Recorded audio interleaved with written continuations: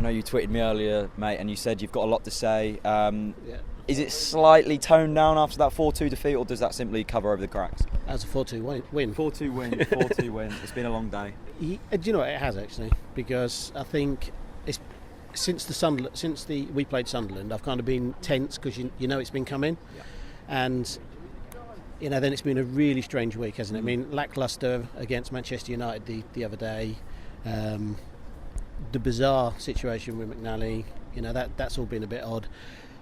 Coming along tonight, we're winning, Sunderland, are drawing, then you see Sunderland 1-0 up, then you see Sunderland 2-0 up, pissed off for a bit, and then sort of inevitably relax. And then obviously, it's a banging carnival atmosphere in there, wasn't it, in the second half? I think actually that was quite cathartic. I think that's what we needed. I think that shows the appreciation we have for Alex Neil and the appreciation we have for the players who actually do turn up. Absolutely. I've been reading, obviously you look at the various Facebook groups, and I guess it gets to be a bit of an echo chamber. You're reading some very condensed opinions, and you think, seriously, does every fan think this? And then there's good websites and stuff out there like Little Yellow Bird Project and that, and you read the stuff and you think they're saying the same stuff as me. I don't fully blame the board because we play by the rules, and there's a couple of teams out there who haven't played by the rules over the years. Leicester, Bournemouth. Last season I got really annoyed all the time. Plucky little Bournemouth, Oh, look, and it turns out that they were spending double their turnover on wages. That's not a plucky little team. And actually, who's punished by financial fair play? It's not those teams, because what they're paying in fines doesn't, they're staying in the Premier League. We're the teams that are punished because we follow the rules. And until all the Football League get together and it comes from the FA down, and the Premier League can deduct points for breaking financial fair play, that is the only thing teams will listen to. They don't care if you've got a billionaire owner. You don't care about a 7, 10, 20 million pound fine. You care about points, because that's what would relegate you. I do agree with you, but my only sort of counter argument with that would be, do you think the money we've spent has actually been wise enough? You look at Ricky Van Wolfswinkel, you look at Stephen Naismith, you look last season, you look at Ignacy Mikel, Yusuf Malumbu. We've spent money, just not on the right players, and that comes down to recruitment. We haven't spent good money, and we haven't quite spent enough money. That's the problem. I mean, we're being linked with McCormack now, like 12 million. Why didn't we spend that at the start of this season? And was it just the fees? Was it wages? It's got to have also been wages, hasn't it? And that's a very awkward one, because you bring somebody in. If we'd have bought an Ophobian and caved into his alleged wage demands, what would that have done to the rest of the squad? Would have unsettled the rest of your squad. So it's very easy to say we should do that, but in practice you've got to make sure you balance out your dressing room, because there's no point having one superstar if nobody else is performing. But I don't know, Naismith, he was really good his first game for us, and he's really good tonight. In between, I've kind of been a bit like, why did we spend that money on him? That if we can keep him in the Championship, he's going to be fantastic. Pinto, a lot of fans are on his back. He was brilliant against Manchester United. He was one of the gems for me on Saturday, and tonight as well.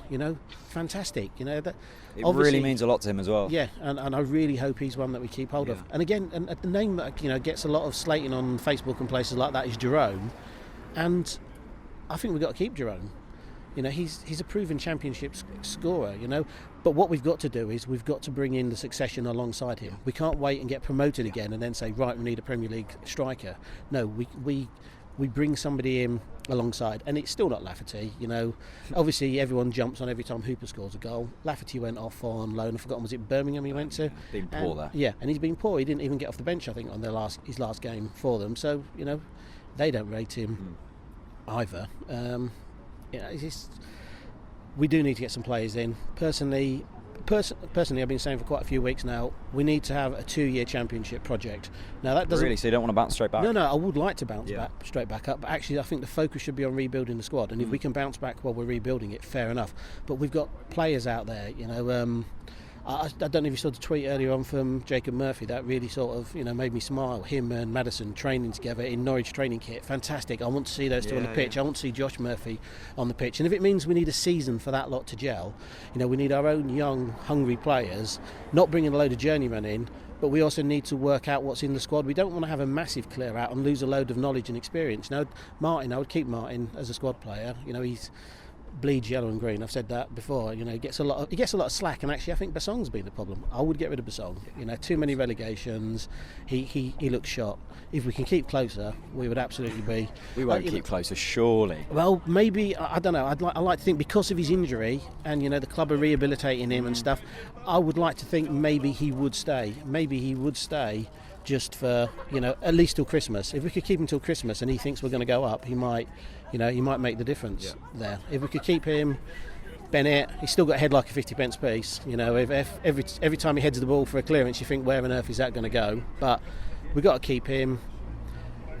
Olsen again, if we can keep hold of him. And I would even give Gary O'Neill another 1 year contract, because that's what I'm saying about the experience, you know. But so something, you know, we have got to get some players off of our books, you know, the Laffertys and stuff like that. But the ones that have contributed, if another year to settle some new players in, but we've really got to bring new players in, and we've got to bring our own players in.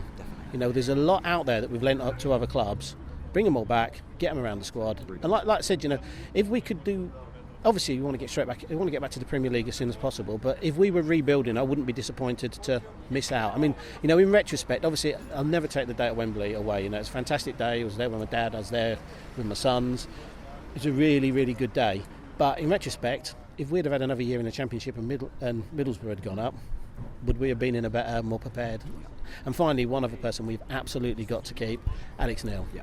And the chanting around the stadium at the end of the game there, I hope that, you know, if he's in his mind thinking I've got to go, I failed, I hope that tonight sort of convinced him, no, the club are fully behind him. The fans are behind me.